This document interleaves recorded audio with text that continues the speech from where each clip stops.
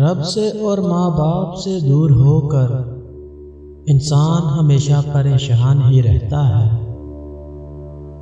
وہ دعائیں تو کبھی بھی رد نہیں کرتا، ہاں اپنے پاس سنبھال لیتا ہے، پھر وہ عطا کرتا ہے جہاں سے ہم نے گمان بھی نہیں کیا ہوتا۔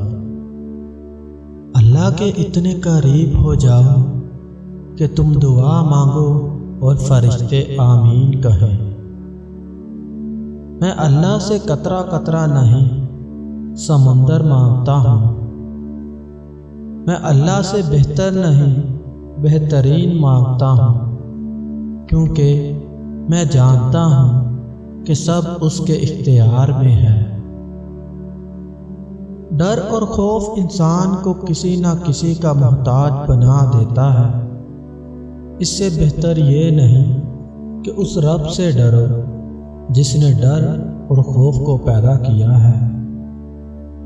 خدا کی محبت کا اندازہ بھی کمال ہے، سب کچھ دے کر کہتا ہے کوئی مانگنے والا؟